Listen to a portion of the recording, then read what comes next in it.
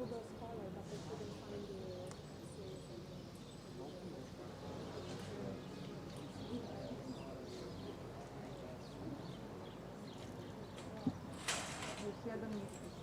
more minute.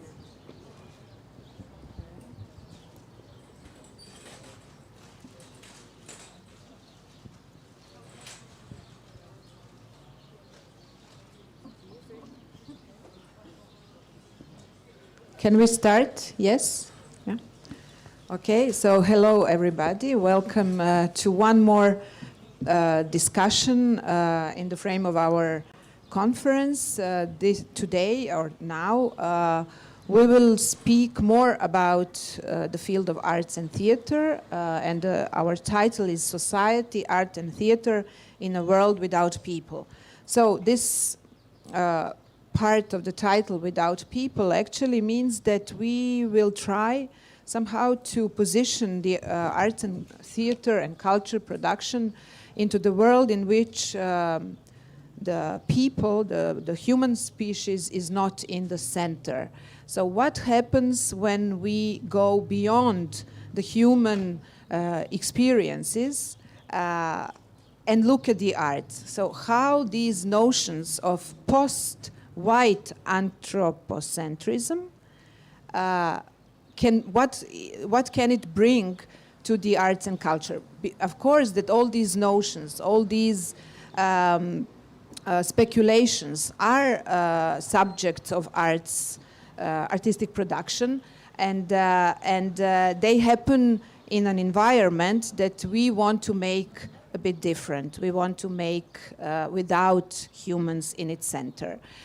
I have really brilliant guests today, philosophers, artists, and curators that will try to open certain questions or certain approaches to these questions with the idea to open a discussion also with you. So our panel will be at the beginning their short interventions, short talks, proposals, and then we will invite all of you to ask questions, give comments, and take part in this discussion. Before we continue, I just want to say that everybody who doesn't speak or doesn't understand English fully has these small machines there, and you are free, you are welcome to take them if you need them. Continuing with this general topic that I just introduced, I will invite my first guest, Andrija Filipović, who is associate professor at the Faculty of Media and Communications in Belgrade, who actually writes very, very inspiring texts and books that I strongly recommend. There are two books that I will mention. One is coming out very soon, and it's called Ars Ahumana, Anthropocene Ontographies in 21st Century Art and Culture. And the other one is Conditio Ahumana, Immanence and the Ahuman in the Anthropocene. So very interesting books. Beside that, he also wrote monographs on Brian Massumi and Gilles Deleuze, and his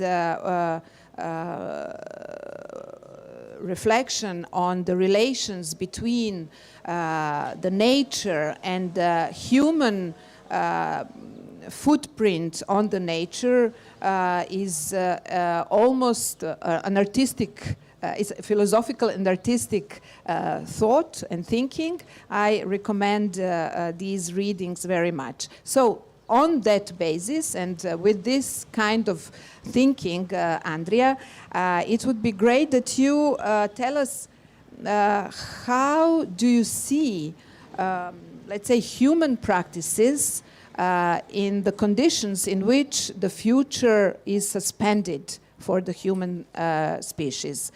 We also had this kind of input, this kind of proposals yesterday from Franco Bifo Berardi. So now we are continuing on thinking about the future, which is unimaginable, which is suspended, which is radically stopped for us.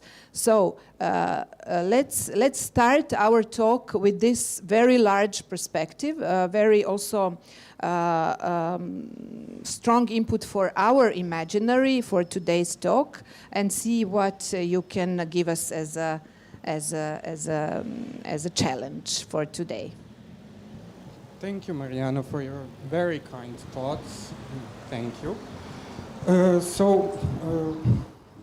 When Mariana invited me to take part in this panel, I started thinking about what to say, because there is so much to talk about when these topics are concerned, and there are so many theories to talk about and to discuss, and so many examples. So I let today's events decide for me what I'm to talk about when we talk about humans and their extinction. First event is the Pride Parade that is taking place right now.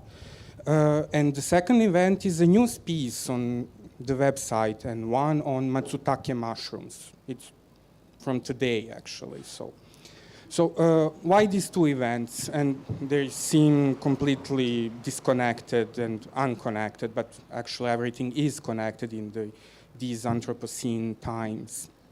So the first event, the Pride event, shows us a community fighting for social recognition.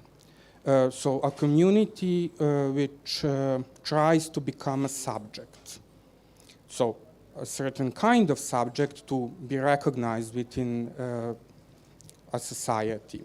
In this case, Serbian society. So what does becoming subject entails for a community? It entails becoming subject of certain rights and certain obligations. That's how we become social subjects. So for a community to become a subject, it needs to be recognized, and it is recognized through obtaining certain rights. But on the other hand, that society which gives rights and which gives recognition is always already structured in a certain way. When we speak about Serbian society, it's structured through patriarchy and through some sort of capitalism, whatever it is right now. But what I'm more interested here is this patriarchy structure that is actually the structure of white, cis-normative, heterosexual men. So actually, Serbian society is always already a society of white, heterosexual, cis-normative men. As such, any group which wants to gain recognition within such a society, it actually needs to be recognized by white, heterosexual, cis-normative men. So Pride Parade today actually participates in the process of recognition by white, heterosexual, cis-normative men, and I will always keep repeating that because it's important. And what does this have to do with the Anthropocene, with extinction, with the foreclosure of the future? Well, we keep talking about extinction of human species when we talk about the Anthropocene. But what is more interesting, and this is where I will enact a sort of queer counter-apocalyptic intervention, is to talk about of certain forms of life becoming extinct. So the contemporary discourse around the Anthropocene and around extinction is actually apocalyptic discourse centered on the extinction of white, cis-normative, heterosexual men. So it's not like we're all gonna disappear, and we're not disappearing. Actually, there are more and more of us. It's only one form of life that is going to go extinct. Or so the discourse of queer counter-apocalyptic discourse goes. So we need to think actually beyond the form of life that is white, heterosexual, cis-normative men. And if we think, or when we think, beyond that, outside of that category of life, perhaps new possibilities would open and actually will open. So thinking the foreclosure of the future in the Anthropocene is the foreclosure of the future for heterosexual, white, cis-normative men, and not for all of us. So again, thinking beyond that currently dominant form of life would entail thinking differently about the subject, the social subject, and the subject in general. So if we take the subject as such, which has historically been constructed in its basis as white, cis-normative, heterosexual man, we can see that this form of life thinks through binary oppositions: subject-object, nature, culture, man, animal, or what, man, woman, like there's nothing between and beyond those two categories.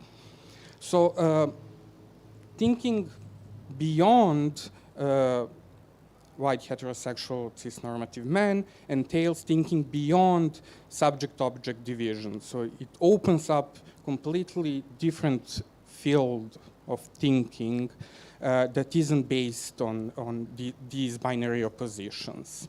And this is where that queer counter-apocalyptic intervention actually takes place. It assumes that we need to think through the concept of relation as the basic concept for ontology, politics, aesthetics, and other arts, what we are for in the final instance. So it's relation and not only the subject-object division that is important for thinking the times beyond the Anthropocene and beyond the man and beyond the extinction of man. And that leads actually, because it's nothing strange to think beyond those binary oppositions. I mean, there's new materialism, feminist new materialism, that works in development of that other kinds of thinking. So that other kind of thinking entails thinking the difference, and through the difference, through the concepts of becoming, and opening up the human toward the unhuman, actually presupposing that there is no human without the non-human in the broad sense of the word, so including the non-human animals, plants, machines, technologies of writing, etc. So thinking beyond the man actually would open a relational field where the human would not be at the center of life anymore, or non-life. Or again, the binaries are no longer working here. So thinking this relational field between humans and non-humans and beyond humans and non-humans would take us beyond the Anthropocene framework, which is based actually on white heterosexual cis-normative men. And that would also then entail thinking the post-anthropocentric world where human acting powers, human agency is diminished. And various forms of life are then should be and would be able to thrive without the human intervention. So the post-Anthropocene world would assume non-intervention on human part, on the one hand. On the other hand, it would entail relationality. It's a bit paradoxical situation, but that's far our thinking can go, actually. And this is where these matsutake mushrooms come. So these matsutake mushrooms are very famous mushrooms, actually. They grow in Japan and Oregon and Siberia. And they're very expensive. This news piece tells us about 70 grams costing some $7,600. So they're very expensive. They're picked to be sold and then given as a gift. And so they're token of class and buying power. However, these mushrooms grow only in forests that are well managed. So not in some untouched nature, like there's such a thing anymore. There's not.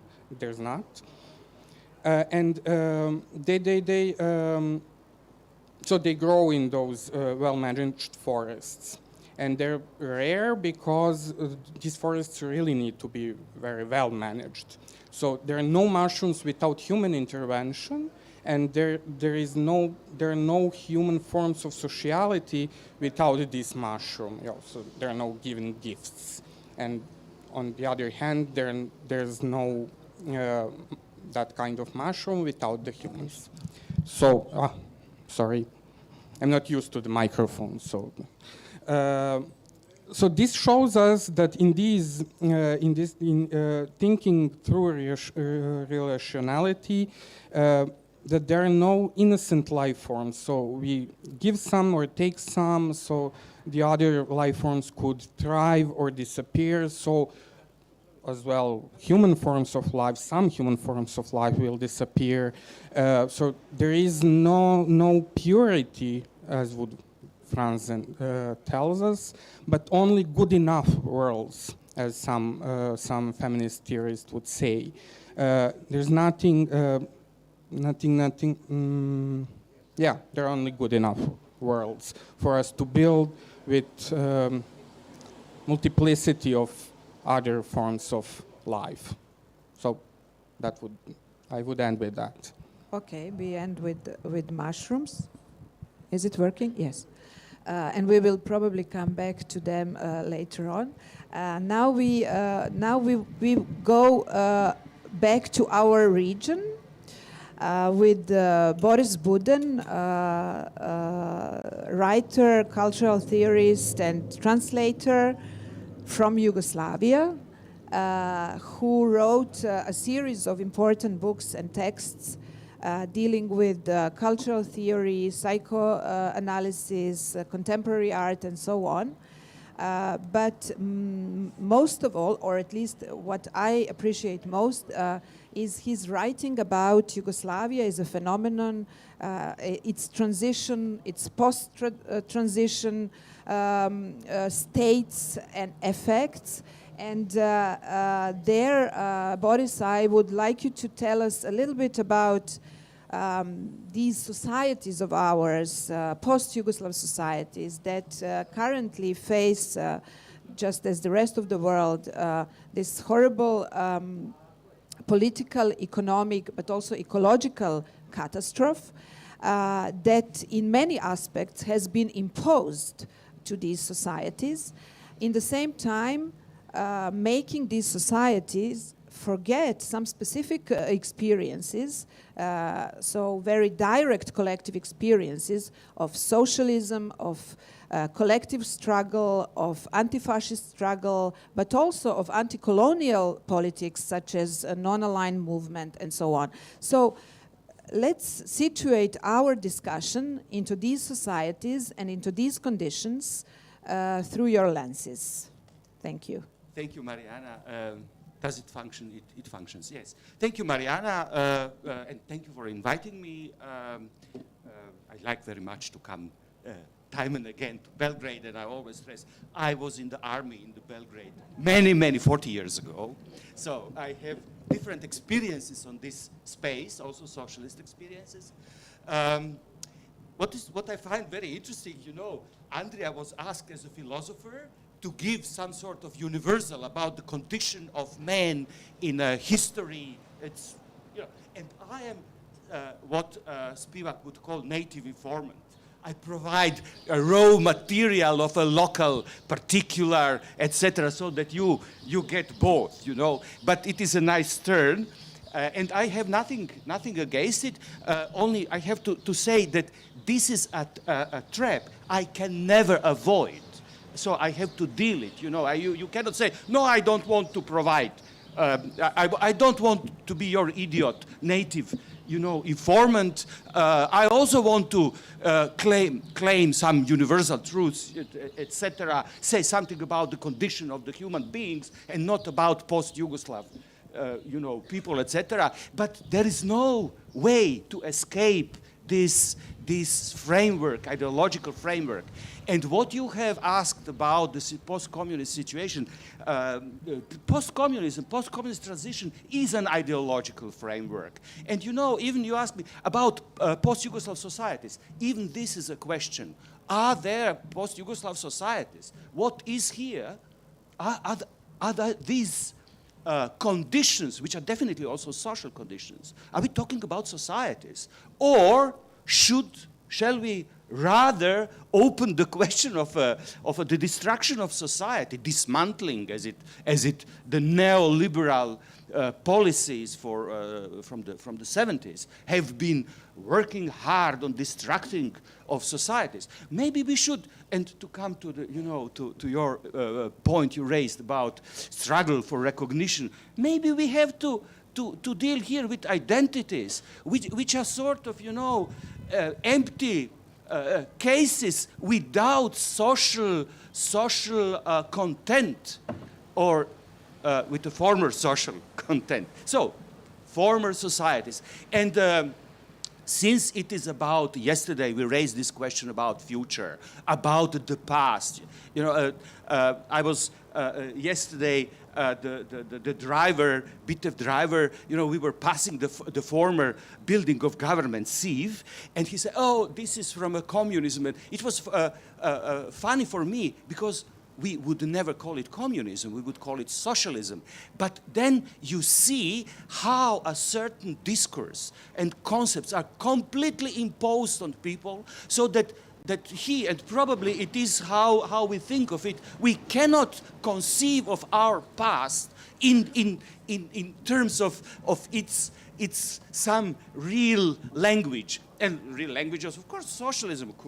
Who would claim communism during Yugoslav socialism? So let's come back. Let's come back to the question of future, which is future, past, etc. Why we are so obsessed with the past? Not only in terms, this is a global condition, or probably Western instead of global, Western condition of societies today being obsessed with their past.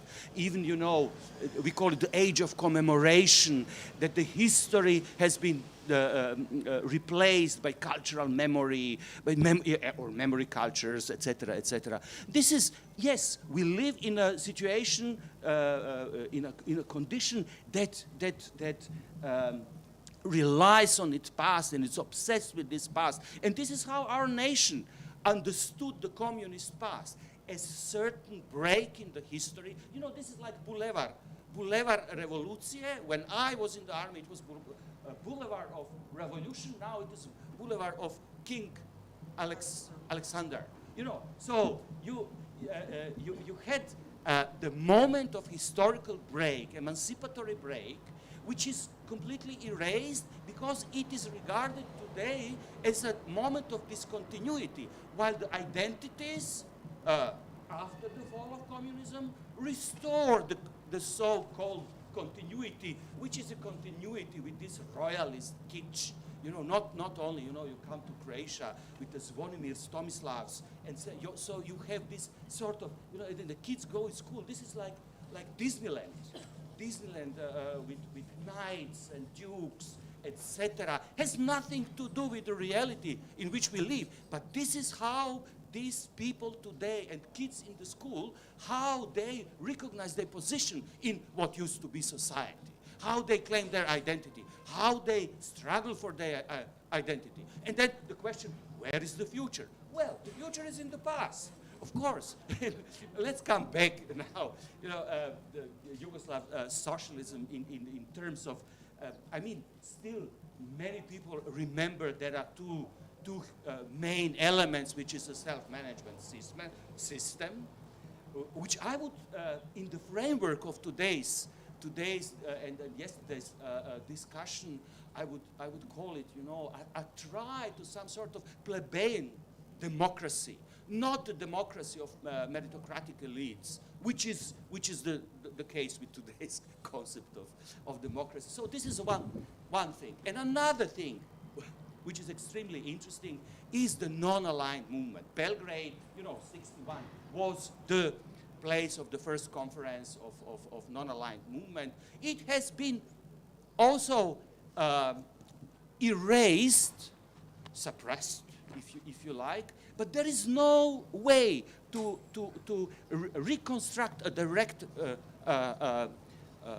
approach to this past. We are not able to do it because we are within this post-communist framework, ideological framework, which regards communism as some sort of missed development. This is, the concept of catching up revolution. This is how Habermas defined the so-called democratic revolutions, 89, 90, as a try of the Eastern European society to catch up with the missed historical development. So Rasko Močnik would say, we had a history, but history of no value whatsoever, of no meaning whatsoever. So it should be better forgotten. And this is what we have been doing, forgetting it. And my point is, but this is the problem with the future. Look at the non-aligned countries, which is the third world. As you know, Yugoslavia was the only European member of the, okay, they were neutral like Switzerland. There was Malta also. Sorry? Malta was there. Yes, sorry. You are right. But today it does not exist. And if probably most of you don't remember the beginning of the 90s. It was such an obsession with the West, with Europe. In terms, we move back to Europe because communism, cut our ties to what is essential, which is Europe, and we belong, etc., etc. This whole story. But we were talking today, and Mladen was talking today about, different ideas, possibility of different strategical thinking, which goes far beyond what are concerns of so-called realpolitik. This is what shall we do? Shall we become a member of the European Union? Shall we introduce euro or not? Without political parties, etc., etc., etc. Well. If we take like a book recently, I will mention it, Boaventura de dos Santos, Epistemologies of the South. This is, just to put it very, very briefly, this is the idea that there are other epistemologies, non-Western, non-white, heterosexual, quasi-universal epistemologies and experiences, historical experiences, and relations towards nature, etc. He understands in terms of cognitive injustice. We all, not only that we speak English as the language of knowledge today, which re-vernacularizes all other languages. This is a huge topic. Because not only our nation will go extinct very soon.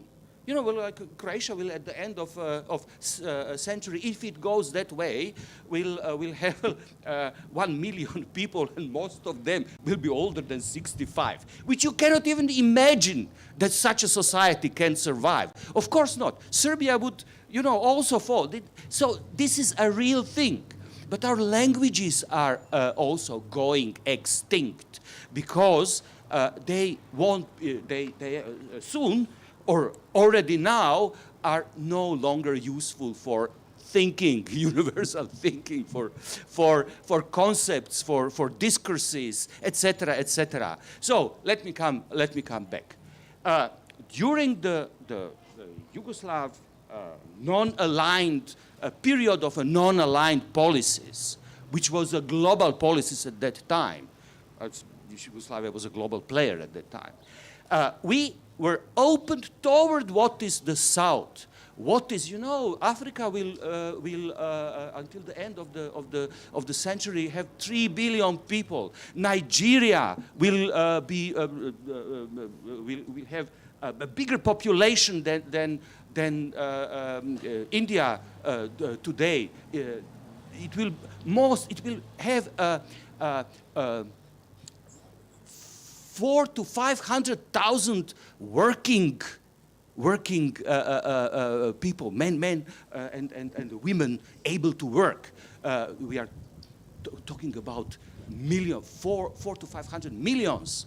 It's a new labor force. So, with scrapping this history, this moment, this relation towards the South, we have actually cut our relation to the past, our dealing to the future, our dealing with the future, because the past, the future was on the South. It is still, while what is today, you know, Europe and the West, it's rather the past. So, in forgetting this our very, very concrete historical experience, in suppressing it, we are actually cutting our relation to the future, which is now in the past. Thank you, Boris. This is exactly why I asked you the question and wanted to connect our talks and our thinking these days with the Yugoslav experience, because I don't think it's a past, because we who witnessed it still are alive. And the question is, what happened that we kind of infantilize ourselves to forget and get rid of these experiences and cut our future somehow. So that was a kind of idea that could be a contribution to our discussion in order also to be self-aware and to be aware of this situation. And also in order to look at these experiences as sources of certain inner power, of certain power which is ours for all the struggles that are in front of us. So, yeah, thank you for really giving a wide picture of all these processes. Can I just add something? Yes. Because I'm going to forget it later on. Thank you. So perhaps we're living a Yugoslavian future right now, because if we look at the state of the infrastructure throughout Serbia and ex-Yugoslav countries, they're in horrible state of disrepair. I mean, the transportation, the energy infrastructure. Look at the coal mining, the hydropower plants. We are living actually the consequences of the Yugoslav social project, social modernity. So we are actually living that future, the projected Yugoslav future, right now in the decaying infrastructure that is left. So there's just another proposition to think about. Thank you. Then there is another approach to our topics, which I think is extremely relevant today. This is the approach of ecofeminism that we wanted to emphasize by inviting some guests, some speakers to give us this perspective. And why ecofeminism? Ecofeminist theorists make a strong relation or emphasize this strong relation between the oppression of women and oppression of nature. And I will also recall the book of Françoise de Bonne, Le féminisme ou la mort, feminist or death, where she says that women who have the experience of struggling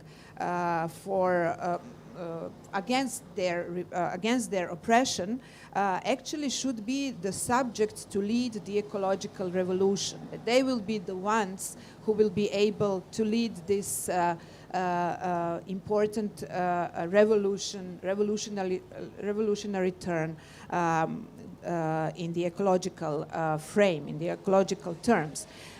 And that's why I invited Giulia,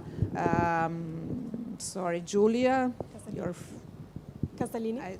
I suddenly forgot the name, Kazalini, sorry, who is a curator from Italy and based in London, who works in the field of queer feminism, who writes a lot about the performing arts, and who will tell us a little bit about these approaches to arts, like how can we identify these ecofeminist or queer feminist ideas in the field of theater and performing arts and live art that we can use as a material for thinking about our topics, our future repositioning of arts and culture in the relation to the ecological problems.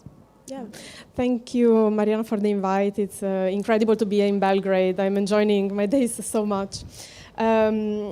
Before replying to your question, I would like to position my ecofeminist practice as one that is post-human. So it is based on the idea that that refuses the human, the man as a constructed from Renaissance and like Western thought as the center, as the measure of all things. So it goes beyond the humanist values and also the anthropocentric values that place man at the top of the species hierarchies and human exceptionalism, basically. Also, post-human sees a vitalism across matter, animals, human, plants, animals, inorganic, organic matter. It is also an ecofeminism that aims to include and listen to indigenous knowledges and practices, as we've seen also in the previous panel and yesterday's panel. They are those communities that have been with nature and that have been struggling against extractivism and for centuries since colonialism, and that have experienced themselves the extinction, their own extinction, and the apocalypse since at least 500 years. And my ecofeminist praxis is one that is based on transfeminist principles and politics. So for transfeminism, the subject of feminism is not woman. Transfeminism explodes the category of woman. It expands it to include multiple subjectivities, and specifically those that have been marginalized by the mainstream or traditional feminism, and is centrally of central importance the inclusion and the centrality of transgender thinking and praxis. So what can the arts do? Well, arts could move us. Like when we go to see a show, an exhibition, we are moved both affectively but also politically, or hopefully we are moved. It can move us to action, and so be not just spectators but ethical witnesses.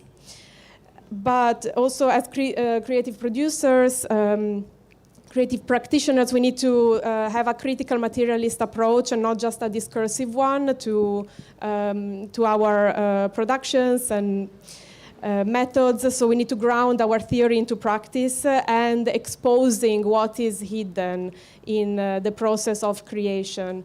And this exposure is also very much feminist tactics that has been explored since the 70s, like with Wages for Housework campaign, for example, exposing the domestic hidden labor of women and reclaiming that autonomy. More concretely, I have some proposals for the art and ecology. I have there will be 3 headlines. Sorry, there is a lot of noise. I've grouped some methods under 3 headlines that you will see shortly. Of course, these can cross each other's paths. It's not a final list. It's just a beginning of thinking. And every point that I will provide can have on its own like 1 hour of discussion at least, if not a whole course. So I've been elaborating this strategy a few days ago in a vegan cafe with a fellow species cat that you can see at my back in Belgrade. So, and also I wanted to remind that ecology, the way that I understand that we should understand ecology is a more broad one and not one that just a binary like idea of like man and ecology. Ecology is something that is separate from us, but ecology comes from the Greek oikos. That means dwelling place, the place in which we live, is the family, is the home, and logos, it is the study of the place in which we live, of our family. I propose some radical solidarity practices by adopting a transnational approach, so thinking beyond the nation state and sharing struggles across countries, creating communities of mutual support that go beyond the capitalist system that is a very individualistic one and that centers the mononuclear family as the main support bubble. And cross-disciplinarity, so looking at finding connections and dialogue across art forms, so theater, museums, independent spaces, smaller groups, bigger organizations should dialogue together. And also different sectors. So how can art dialogue with science, with agriculture, with commerce, and other sectors? Let's create bridges, basically. Outreach, so asking the communities to participate, and like as we know, like the museums should be public spaces. They're funded with public money. Hopefully. So everyone should be welcome to propose ideas. We should try to involve those communities that need to find a voice and a space. Establishing a legacy is also important when we start, for example, new organizations or even just a new exhibition, something new. Is it really new? Have we done some extra research around us? What are the other organizations or groups or what else has been done so far? So trying to establish an intergenerational dialogue and movement and connection and maybe joining those struggles rather than starting new ones on our own. Positionality, very importantly, is checking one's own privilege, class, whiteness, heterosexuality, able-bodiedness. If you have privilege, use it to give space to others and whose voices are more silenced.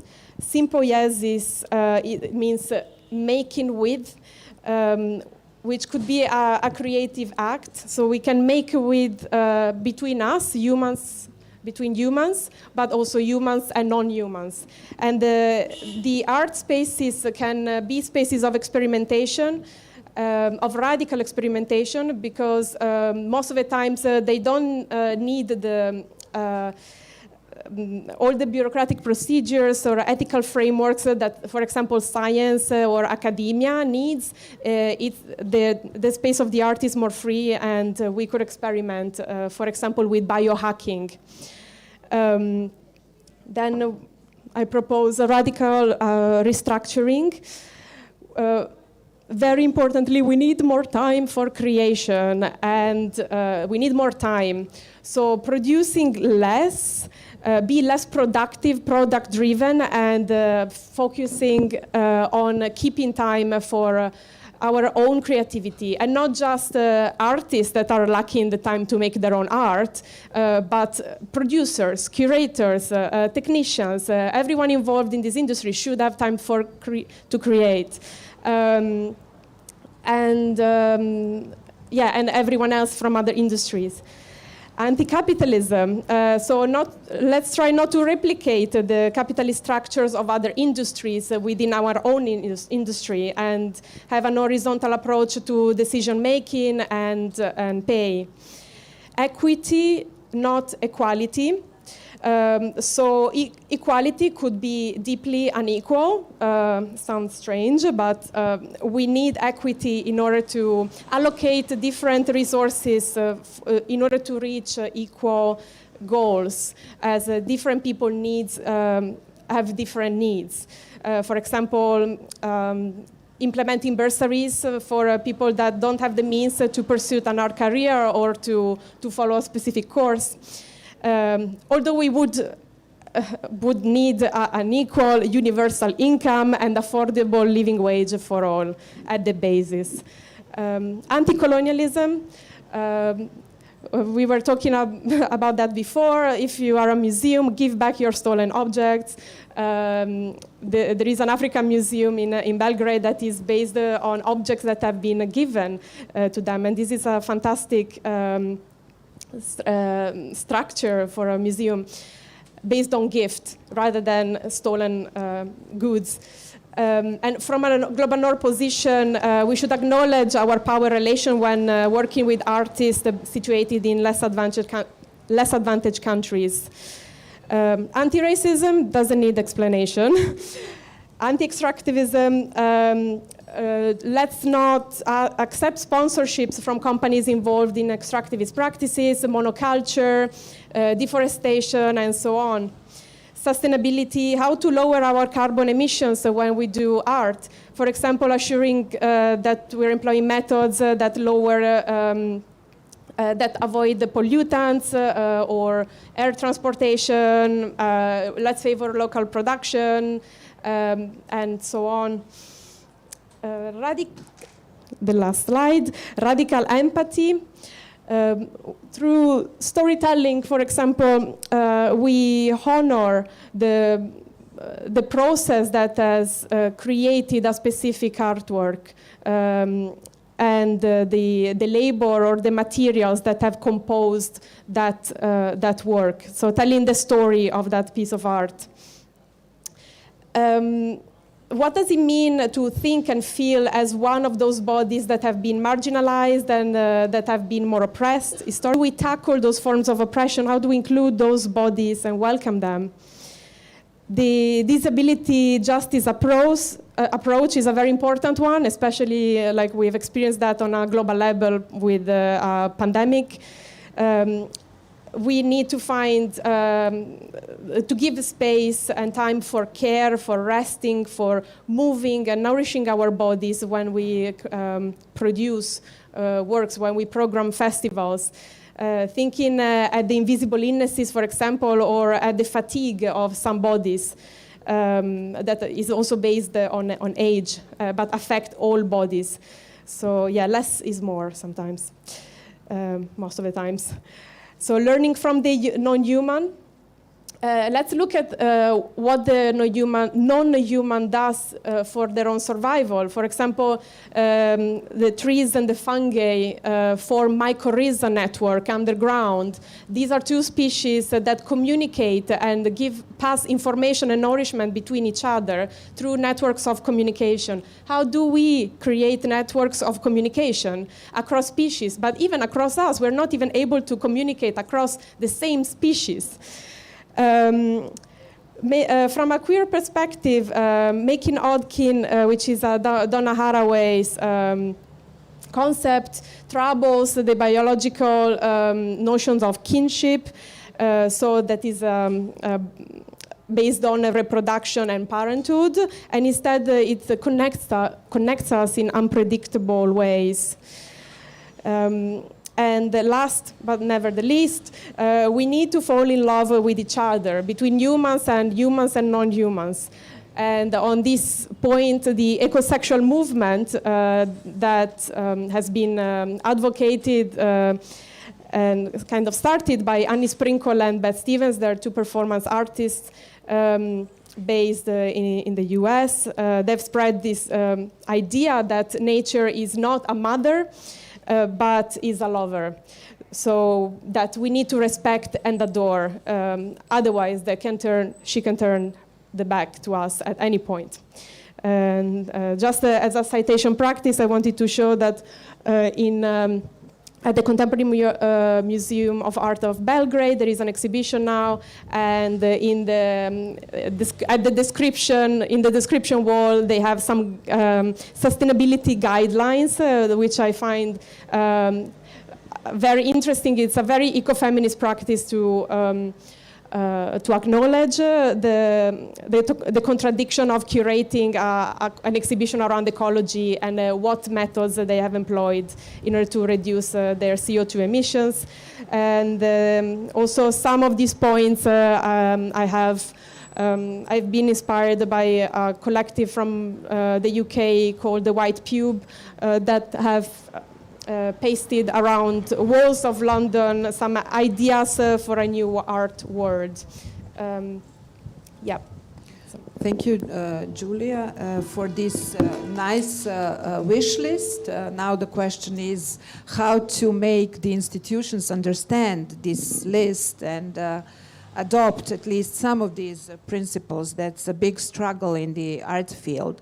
And also thank you for mentioning the exhibition at the Museum of Contemporary Art, which is one of rare examples of institutional programs that try to overcome the traditional and conservative concepts of programming in public institutions and public museums. So now we go to an artist, and hopefully we will talk about some specific artistic practices that Maja Pelević will tell us about. Maja Pelević from Belgrade is a dramaturg and performance artist who has participated in some very interesting, let's say, performative research theater projects, trying to step over the art field into the political arena with some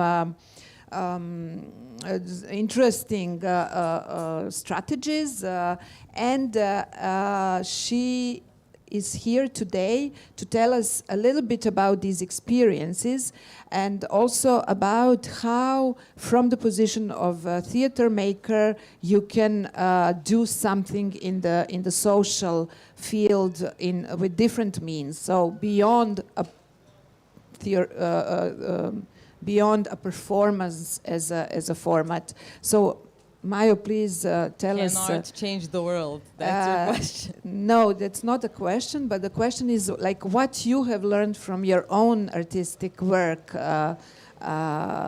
so far, and what you can share with us now. We've heard a lot of things until now, and we had this broader perspective on all the problems of the world we're facing in today. I think that my position is maybe a little bit different because I cannot say that I have some kind of a proposal, nor that I can say that I have a view of the world as a place that can be made better from this perspective now on. Because I think that we're now reaching, as we all know, a very specific moment where maybe, well, some of us for the first time, others for who knows how many times, we're reaching a point where we are really thinking, is it possible to move on from this moment in history? And of course, this is a thing that we're asking ourselves all the time. But I think this moment is very interesting because every question we deal with, and of course as artists we deal with it every time when we start to work on a project, is can we influence the world and what can we do from a position of our work today? I think that the main problem with this world today is that whatever critique we try to incorporate, the system will always fight back and eat us in a way. And then I always remember this Zizek's great point that he made in his Pervert Guide to Ideology when he was talking about the cup of Starbucks coffee, and when he was saying that back in the old days we could have, we could have been just ordinary consumers consuming some goods and then feeling bad about it. But then this neoliberal capitalism with this a really great example with the Starbucks at that time. When you come into this Starbucks store and then you take a cup of very expensive coffee, and then you see, of course, all of the other stuff saying, with this cup you're going to save the children of Guatemala, you're going to, save the waters, the environment, and all the other stuff. Then you're also buying the activism in this cup of coffee. And then you're, in a way, at the same time being a consumer, but also being a critic and feeling better because you are already, with consuming the coffee, being the critic. And I think that's maybe the main problem with art today. And not just art, but working in the field of art, because when somebody thinks of art, they think mainly of it as a position of somebody that can criticize. And that's why we have a lot of political art that are very didactic and very moralistic, because you go from a position of somebody that has something to say to save the world, make it a better place for you and for me. And then you end up being in a position that you realize that you have to all the time criticize yourself and criticize your position. And at the end of the day, after every project, whatever you do, it can be the most successful project, you think that you really open some very important questions, you end up being in a position that you are still trapped in the same system, and that you're going from, position number one. And that's, I always start, with thinking about, okay, so now ecology. This is the topic of this year's BTIF. We have two BTIFs. The one was last year's with A World Without Humans. Now we have ecology. And now we're dealing with this topic. And so how are we going to deal with this topic? And most of our dealing with it is actually very much from the position of what Andrija in a way was telling, of a very privileged white, male, female, whatever, we're heterosexual or homosexual, it doesn't matter, a position of a privileged person from, in a way, a first world country, because we're not talking about ecology as in a broader sense of the climate change happening for many, many years, for many, many countries. We're not talking about the global south. We're always talking about our positions here. We're always talking about this territory. But maybe ecology is a good question, because ecology is the thing that is really a thing that's it's a global thing, like the pandemic. So even if some countries from the north are going to exploit from some countries from the south and do all the bad things here and not there, and do their eco-friendly stuff in the north countries, they will still have the ruined global system, which will at the end collapse. It will not collapse today, it will not collapse tomorrow, maybe not our children, grandchildren, but it will at the end collapse. So it is a system that is inevitably a disaster system, a system that is gaining disaster. And every talk that we have here is mostly based on the talk of our privileged positions, and that was always, my problem. It's a problem with looking at ecology with, the buying linen bags, and not plastic bags, not eating animals, and I don't know what.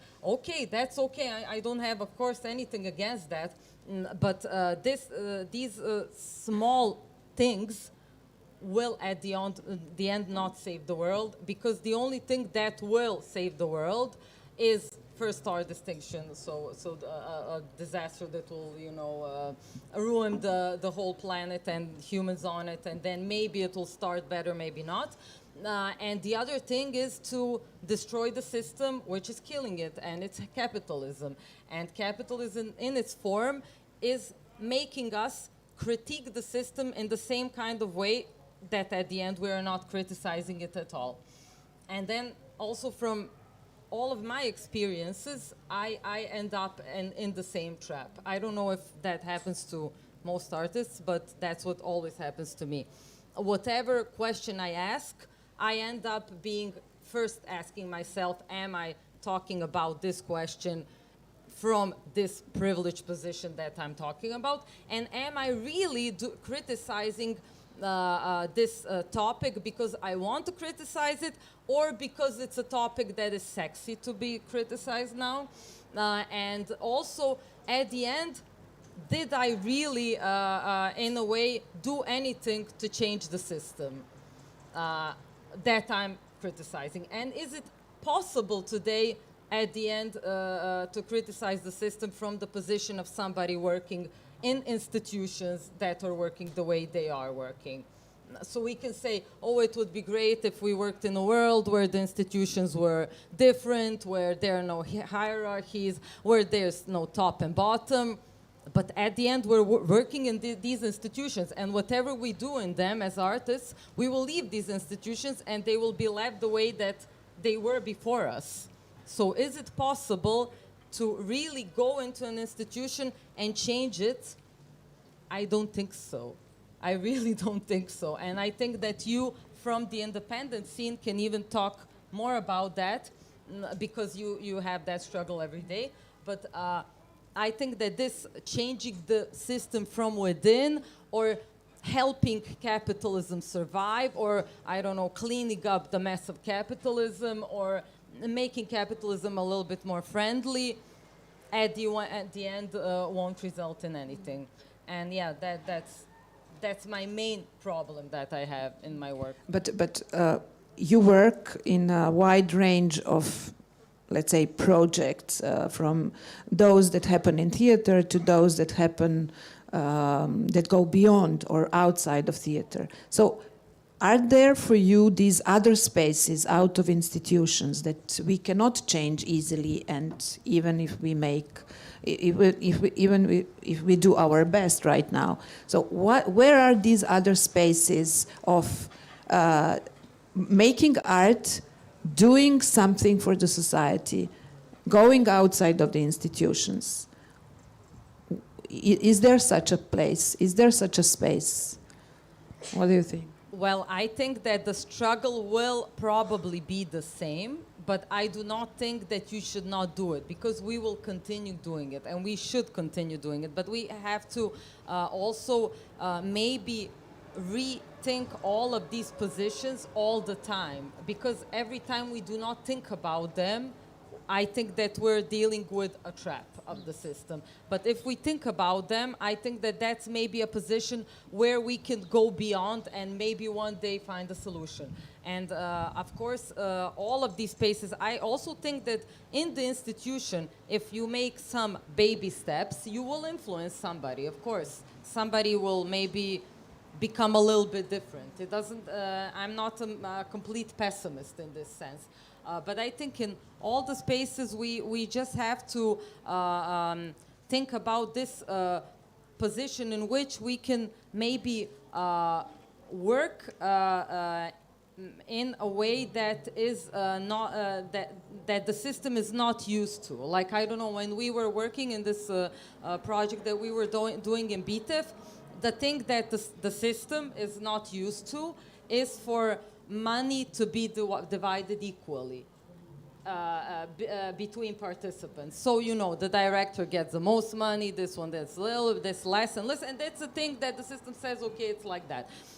When you rethink the system, say, okay, why would a director, why is he doing something more important in a process? What is a process? Is the process, you know, all of us contributing in the same way? Why is his position better?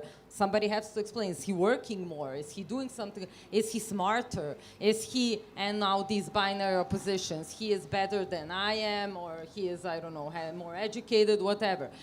And then what would happen if all of us were paid equally, because we are in a way producing this critique of the world in a very similar sense, just with other kind of, you know, methods. And that's one thing that is really weird for the system. Also, what's weird for the system was another project I was doing in Atelier during the pandemia. We, a couple of my colleagues, we did a performance where we didn't, because we knew there was no money, and we were like, okay, we're aware of that because it's a pandemia. Why don't we do a project for free? I think everybody thought we were some kind of freaks. Why are you doing? You have to value your work, you know. If you do not value your work, somebody else will not value. But why is money at the end the value? Isn't value something else also? Isn't value maybe giving something to the world for free sometimes, you know? And then this is some kind of hijacking of the institution. And still this performance we did, they do not know how to position it. It's a weird performance, so some kind of free performance of some people that during the pandemic, crazy people on 40 degrees were doing a performance. So there are, I think, some kind of, you know, things you can do, of course, but at the end, is it going to change the world? It won't. Of course it won't, you know. Yeah. When I asked you the last question, I thought like maybe more on the spaces such as education, for example, that we didn't mention actually. But is this epistemological arena a space for you as an art maker to do something? Or, for example, activist struggles, ecological or political activism, is it a space outside of the institution that may be the space to accommodate your artistic work and make it a kind of a mechanism to move things, to change? You're trying to make me an optimist. Because you are always on the edges of the art world and political world, you know, your work. Well, that's why I'm asking, like, how you can navigate I think this. that art has to be on the edges of the art world and political world. And I think that we should not think of art as a field. I don't know about other places. I don't want to speak about other stuff, but I think that we shouldn't look as us as artists as somebody that can produce some kind of a big, huge meaning. I think we have to look at us as asking, of course, questions, but also in some kind of critical works that we are trying to do, also to, at every point, criticize every perspective of what we are doing. Not because this is something that we want to do, we don't know what to do with ourselves, but because this what you're saying, like, you know, activist struggles, the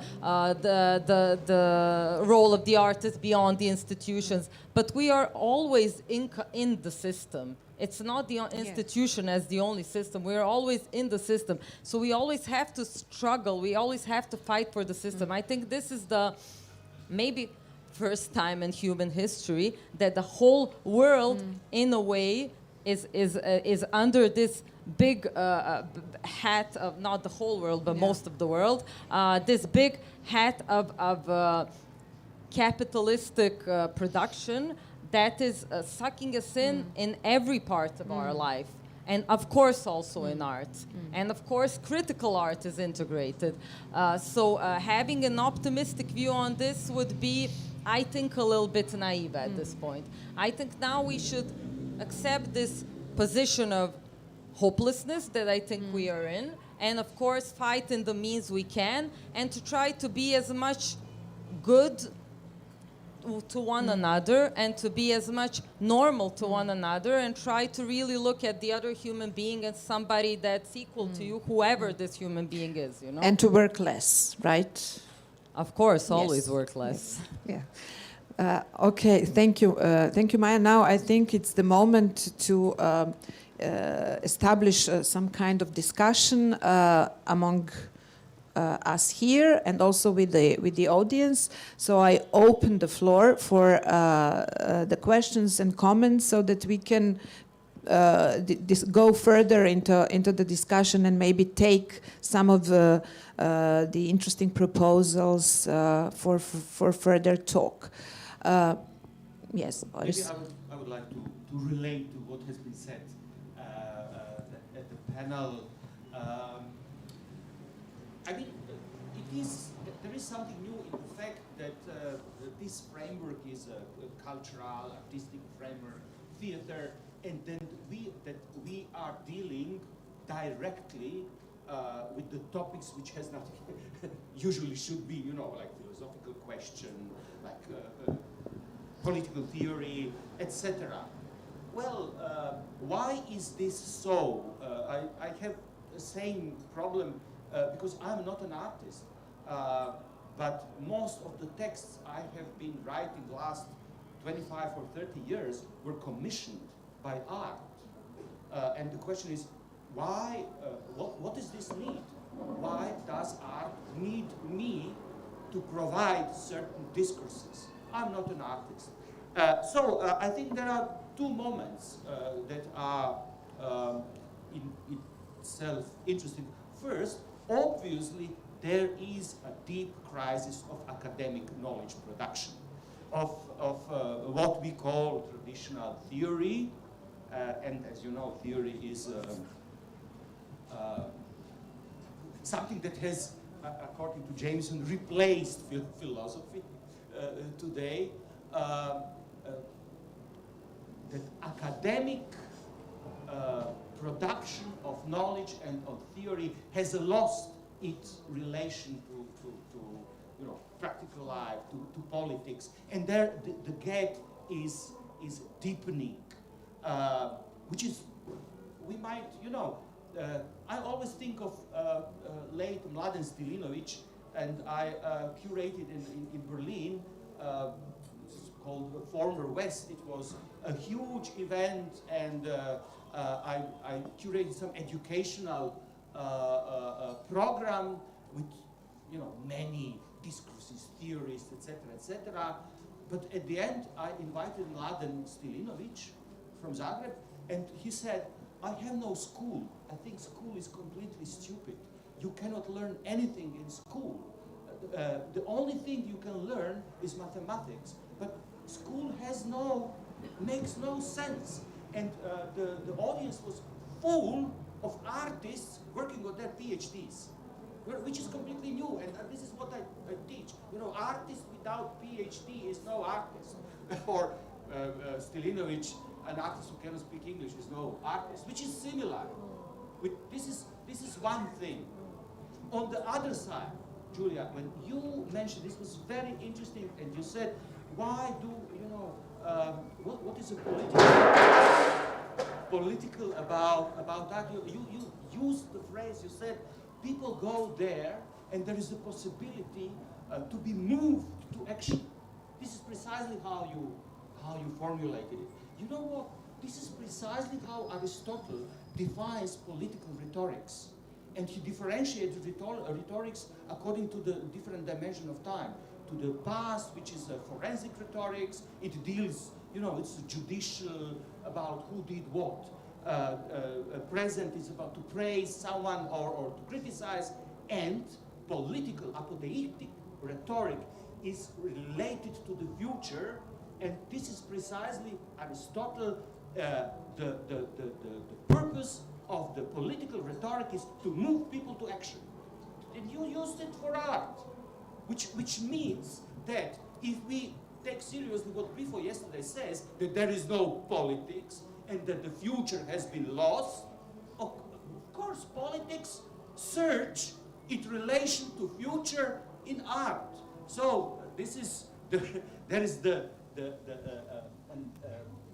lack and crisis of not only of academic thinking, academic production, and artists shares this fate, as I'm saying, today you have to write PhD to become an artist. But this is on one side, and on another side, the space, what I call vernacular spaces, are deregulated spaces, spaces of chaos, of disorder, spaces of where we were talking about today, where populism finds its addressees. This it is growing, and this is the chance. And Wolfgang Streeck, a German sociologist, he also uses this or focuses on this problem. Why are so many people today open for this, Trump propaganda, populist propaganda, and he says that the problem is that classical left politics, like social democracy, socialist left politics, have abandoned the masses, so that in terms of language, in terms of speaking in the name of, they no longer speak in the name of. These are elitist politics, the elites, political elites, completely estranged from the people. And the language of the people, and Streeck says, it is a linguistic raw material of their non-regulated. This is not the language, a linguistic raw material of their daily experiences.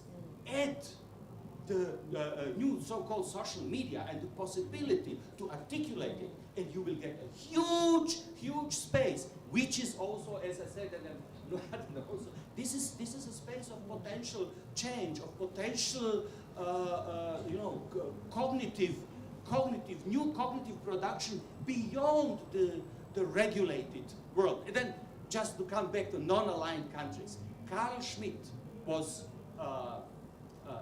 extremely hostile to the non-aligned movement and to entire anti-colonialism, with the idea he said this is the criminalization of the European nations, anti-colonialism, and this is the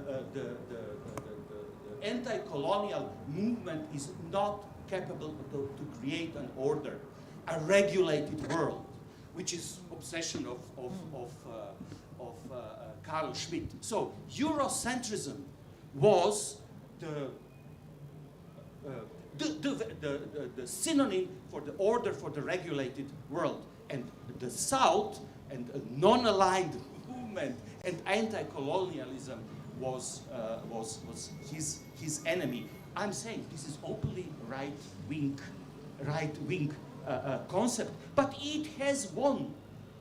If we don't think of it, but this is the Europe has scrapping the Yugoslav past and its relation to anti-colonialism. This is what has been said. You have a museum with the gifts. Not when you come to Berlin, to the Humboldt Forum, you have a fake castle You know, this is a total kitsch with Raubkunst, the Germans would say, looted art. This is what is a metropole.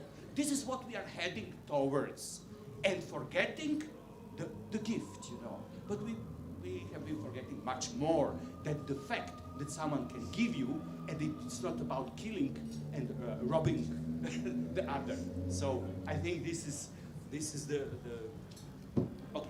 Yeah. Just to add one very short what Boris was saying, and I think what you're saying is very important about the right-wing movements hijacking in the way the meaning of the left movements today in Europe and everywhere, and that is where people are trying to find meaning somewhere. Of course, that we do not think that they have a real meaning or a believing, but today I think that the position of art, of this art that we're talking about, is trying to be critical, is that when you're thinking about not believing completely in the influence of art, you are damned. Because earlier you had like artists doing some kind of art and the audience not maybe believing what the artist is saying. But now you have the artist not completely believing in what they're saying. So this is a very, very tricky position.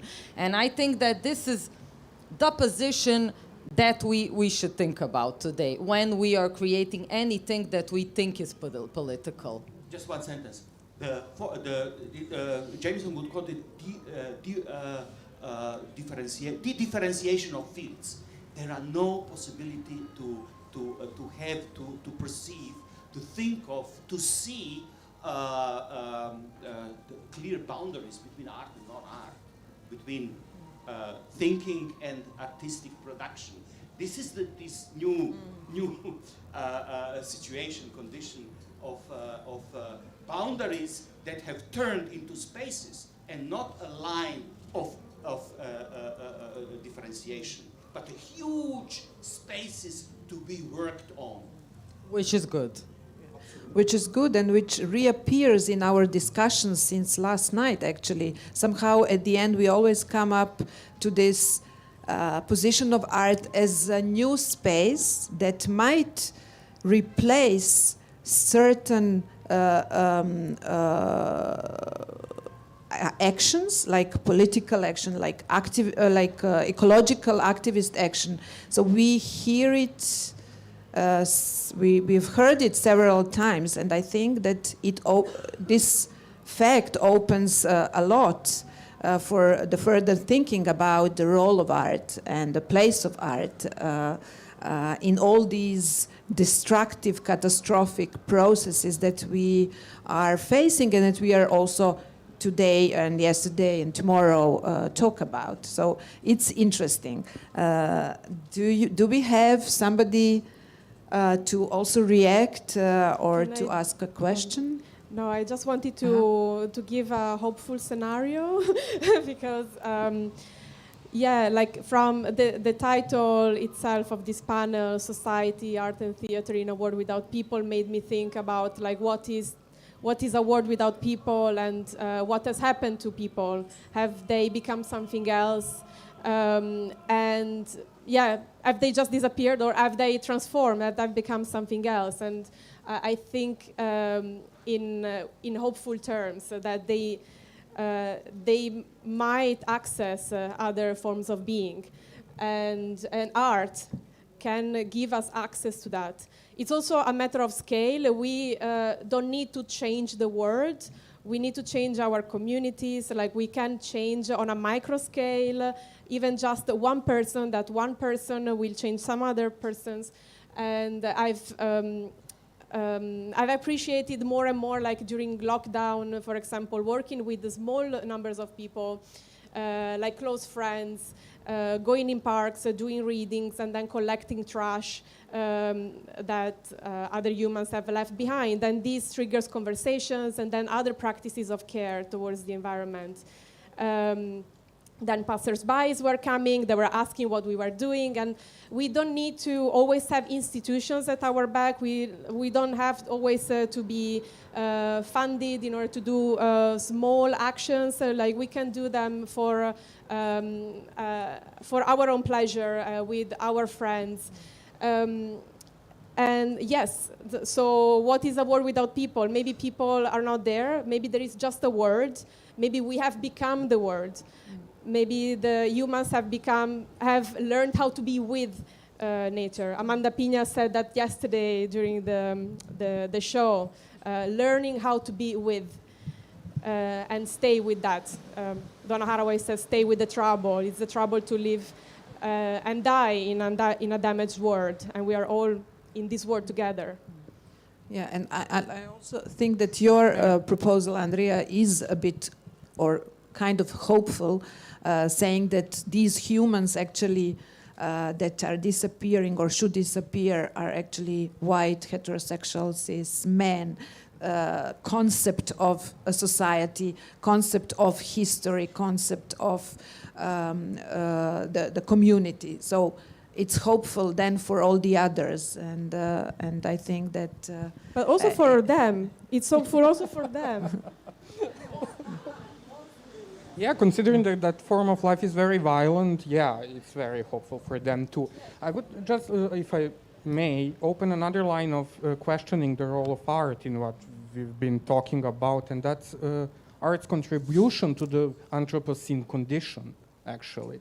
Because art doesn't get made from out of thin air, which is polluted, by the way, especially in Belgrade, perhaps even now.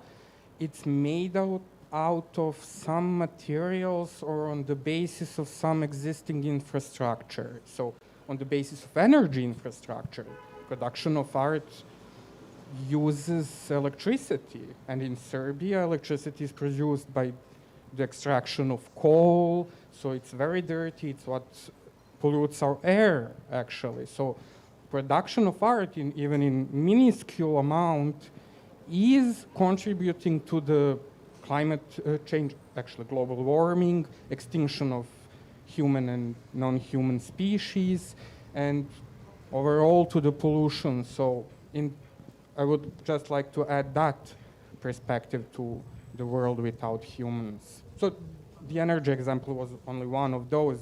I mean, we use also all sorts of smart devices which use rare earth materials, minerals, which are then extracted throughout the world in very dirty ways, dirty technologies. They destroy local ecosystems. So art participates, whether it wants or not, in production of conditions for the Anthropocene. Just to add one thing, I'm of course always for the extinction of the white heterosexual male, but the problem is that during the pandemia, we saw that this white heterosexual male was the one that survived the most at the end, you know. And when we see who were the ones dying, it was not the white heterosexual Western man. Exactly, and that's the problem. So I think this extinction will be a little bit tricky on the long run. Dear speakers, thank you very much for a lot of truths in this afternoon. But we are in a dire crisis. In 10 years' time, we won't be sitting here. We won't be sitting in the same situation. You don't want to do small steps in remediation of the existing system. You want to wait for the white cis male to die. God forbid when the white cis female, after 3 waves of feminism, comes to rule, will that be any better? You don't want to do big steps because they're very complicated for the plebeians to understand. God knows how we're going to explain eco-sex to the people on the Skadarlia singing now. We wait for the message for the plebeians. This is all true. This is all very correct. But given the emergency of the situation, given that we're not even necessarily going to be here next year, what is the one message you want to impart with the biggest impact, even if it's not all-encompassing? Just one motto, one punchline for any and each of you. Can I? I have an answer already. I'm not sure if it's on. Yeah, yeah, it is. Death to everyone. Everyone. Oh, I love this. Thank you. I'm There's a just going to be. song, yeah? Yes, I completely agree on this position. Thank you. I'm just adding a little plus next to you. Yeah, I have more like slow it down. We said that also yesterday. Yeah, take it easy. That's okay. Listen more. Definitely listen more to also those that have not language to speak. Listen to the mushrooms, to the trees, hug the trees, be with nature, be nature.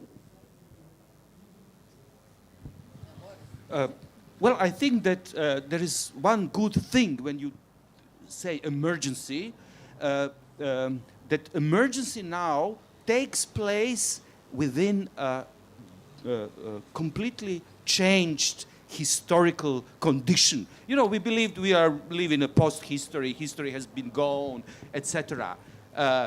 What is historical contingency? And the contingency of politics and contingency means openness of the future.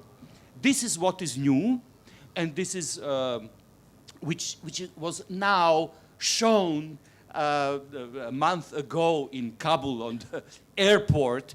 The historical contingency is back on stage. So I would, if you, what would be my one-liner is take the challenge and work with the contingency. This is what is new. The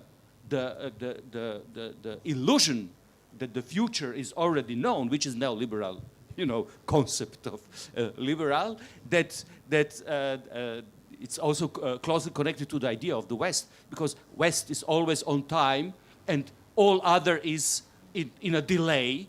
This is the difference. So that the West is, as a concept, is ahistorical, is atemporal, because it's simply a value, so-called Western values. Just to remind you, 1997, when Czech, Hungary, and Poland became member of NATO, Václav Havel wrote this essay, The Charms of NATO, and he said that for all nations in the world, the method of their survival is to follow the American path, to follow the United States in spiritual, in ethical sense, and that explicitly it's the method of survival of all nations of the world. Now you see how this ended from Prague airport, Václav Havel, to the Kabul airport. This is, you just like think of these two airports and pictures. If I can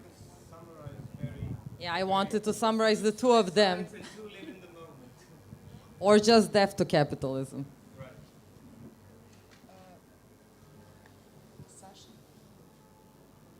Hello? No, come on. Yes, you Yes. can say. I don't know if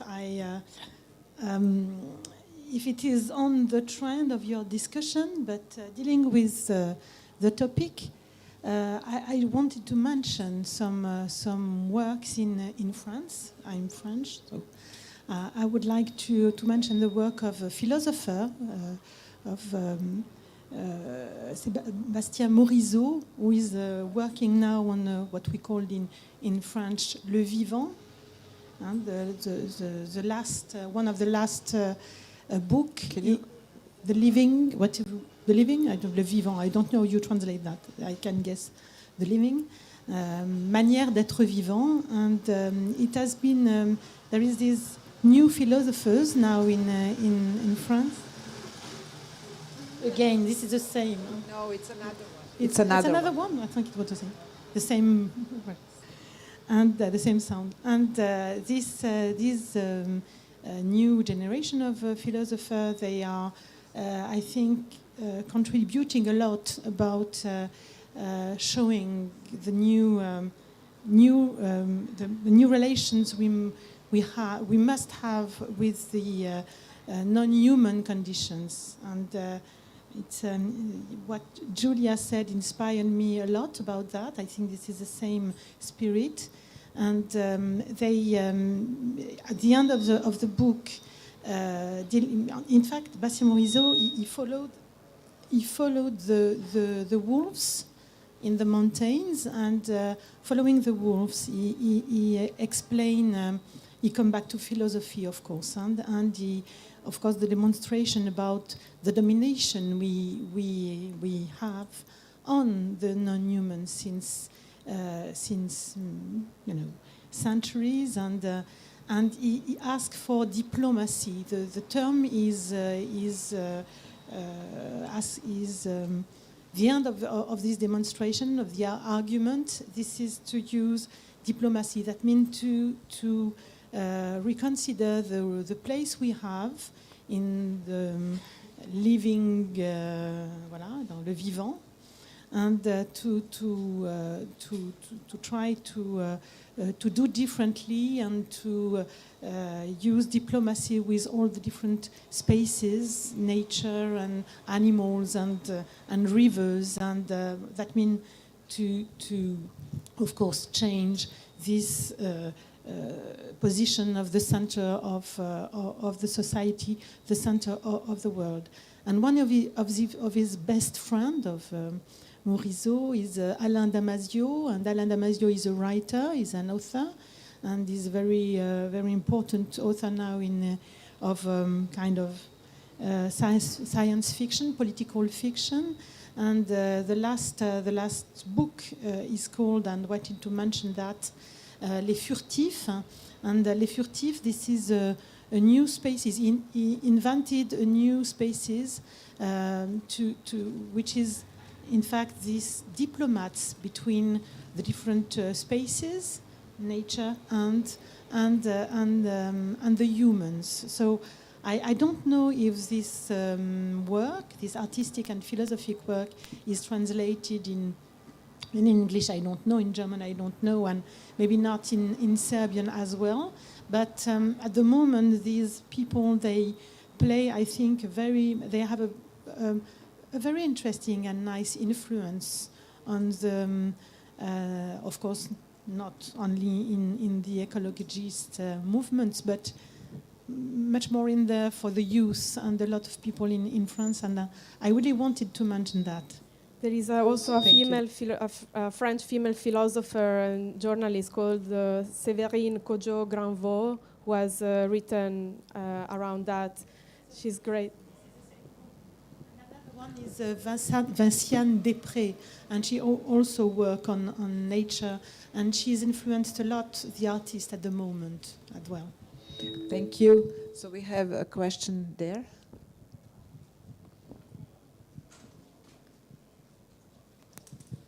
Hi, thank you for this conversation. I wanted to comment or ask Boris, I don't know if this is a comment or a question, about what you said in the beginning of your talk about always being invited to speak from this particular position and not the universal one, that is saying that you have the right to speak universal truths. And I was wondering, in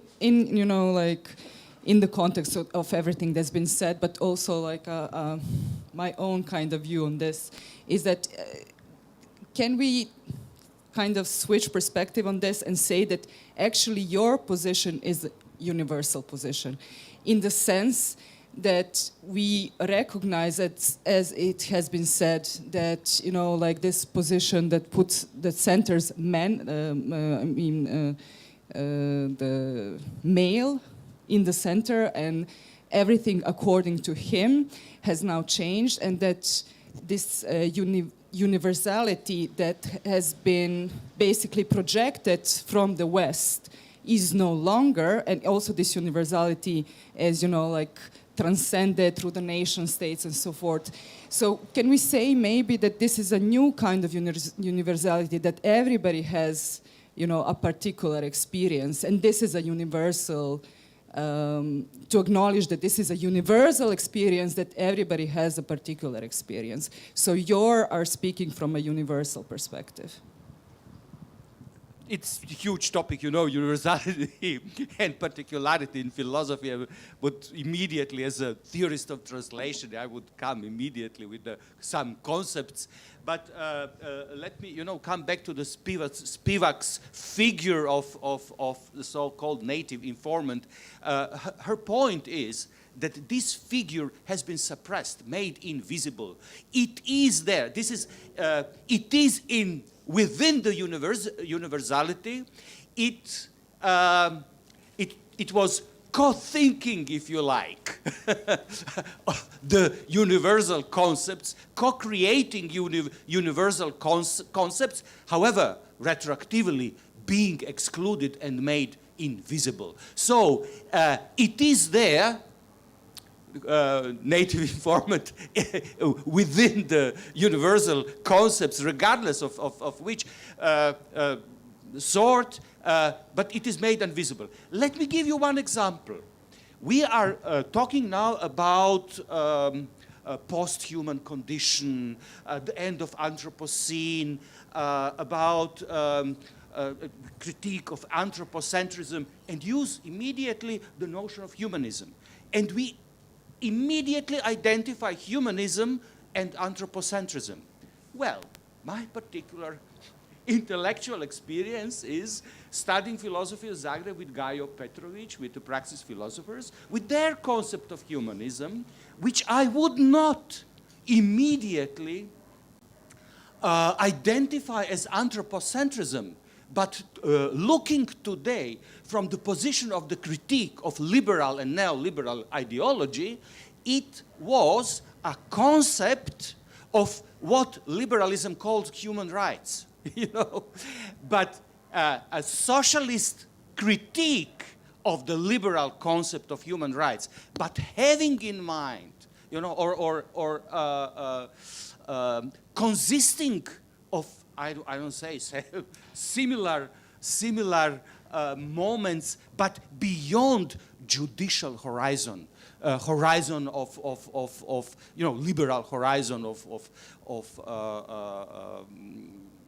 judicial ideology, meaning that justice and right is a matter of solidarity, of social solidarity, and not of a regulated system of you know, laws, lawyers who will protect us, or imposing human rights in Afghanistan, which ended in a catastrophe. So there is a chance, this is particular experience, you know. I feel a bit estranged by this discussion, because I have a particular experience with the concept of humanism, which I remember, you know, but might be reused and saved for the future, especially now when the both neoliberal order as well as liberal ideology are crumbling before our eyes.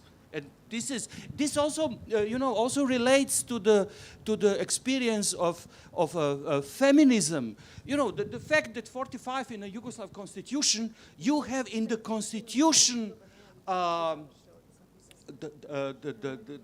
a constitutional moment that wages of women and men must be equal. You have constitutionally 45. You know, you have October Revolution is the first to introduce abortion. 1917, abortion, decriminalization of homosexuality, divorce by will of woman. This is 1917. A woman that wants to divorce has to write down, you know, like Mladen would say, few sentences, you know, I don't love him. Suffices, you know. But these are the legacies that have been completely forgotten. Now it seems we learn it from the West. It comes from the West. However, we know that feminism has been, you know, there is a progressive neoliberalism with Clintonism, with Blairism, which includes social movements, topics and the policies like feminism, LGBT, inclusivism, etc. This is the concept that has been 2016 defeated by Trump against Hillary Clinton. This is ideological, symbolical end of the progressive neoliberalism, which was a sort of association of neoliberal policies, in so-called economy and expansion, with the inclusivism of LGBT communities, etc. But that's a perfect way of control, when you have the critique already incorporated in the system, and that's what they do. You were mentioning the pride. We know what the pride is today in Belgrade. We don't have to even talk about it in the way it has been treated, and completely not having any kind of sense, and completely becoming an apparatus for the main government, completely losing its whole class struggle and everything that it was, minority struggle against the government at the end, as they are in the top. So I think that what you're talking about is a very important aspect of the world today. And of course, incorporating with the Clinton campaign, being a woman, or in our campaigns having a gay prime minister, not thinking about, so, yeah. and having also at the same time a completely fascist government, at the same time, incorporating the pride, the lesbian prime minister, so. Everything together, happy, go lucky. Pinkwashing. It's pinkwashing. Pinkwashing, yes. You have another comment, yeah? And then we have a question from YouTube. It's I don't want to monopolize, but I want to like clarify what I asked. This is not a philosophical question of universality and particularity, but a political one. So I'm wondering, and from this perspective, if I read today that 1/4 of all residents of Germany, for example, have immigrant background, and today, in terms of human rights, like. There's a chapter in the United Nations. How to say povelja, whatever. Charter. A charter, yes. For example, that no human being can be stateless. Yeah. So this is a right not to be stateless. But I'm wondering, can we invert this? Can we say it differently? Like that if we are aware that actually majority of people is increasingly stateless in a way, or at least is not a citizen, or non-citizen, for example. Can we say that this is now the universal perspective, and that,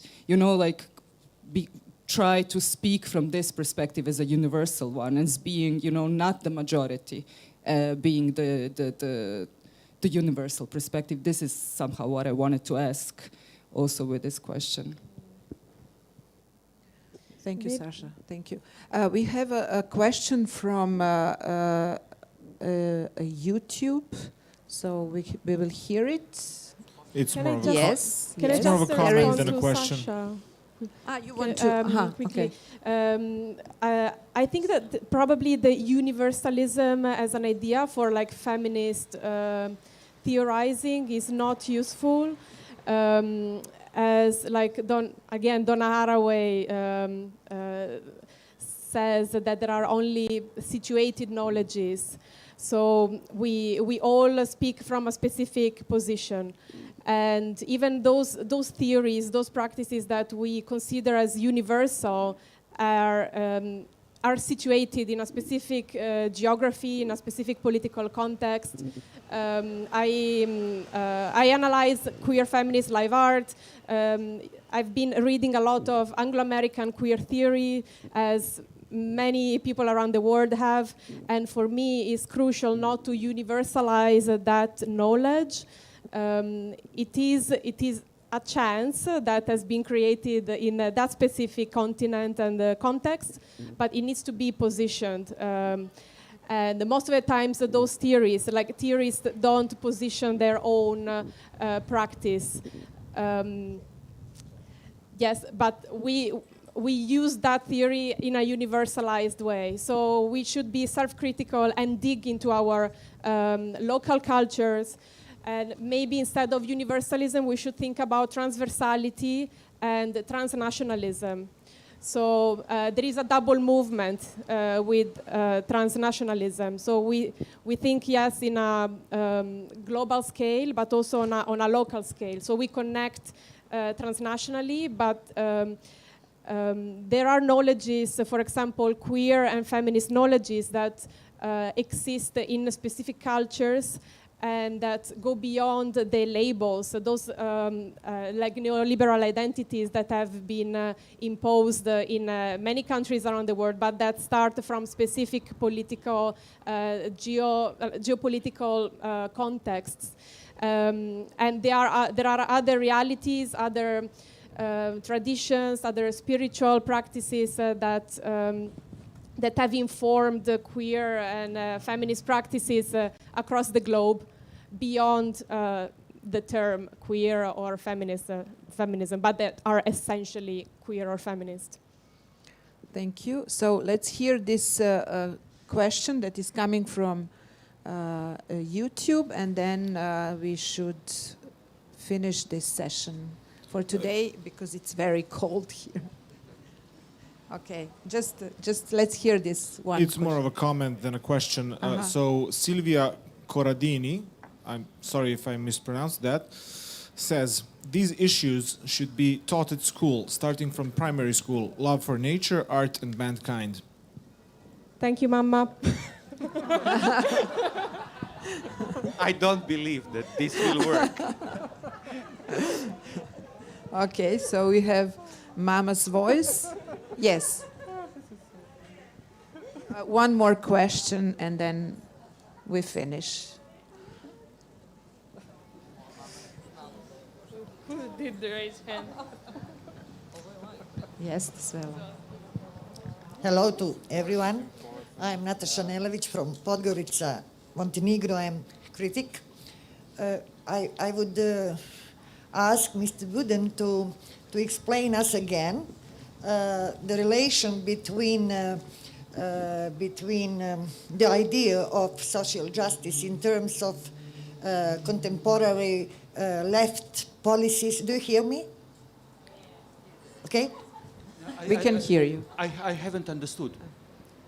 I would ask you to explain us the relation between the idea of social justice in terms of contemporary left policies and theories and our wish to save the nature. Because Andrija Filipović said that socialism was not nature-friendly, and indeed it was not.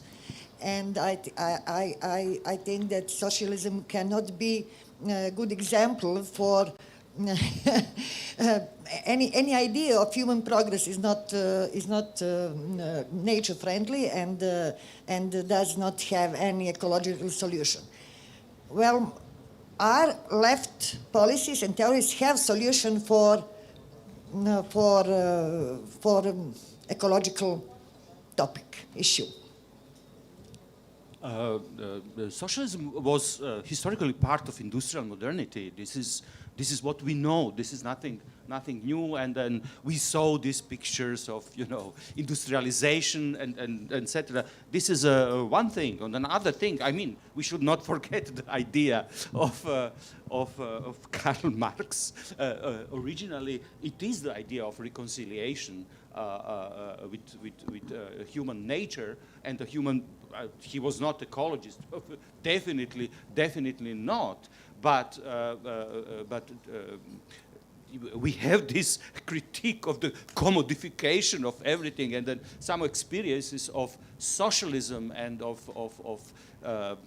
socialist forms of democracy, of course, transcend the progressivist idea of industrial modernity.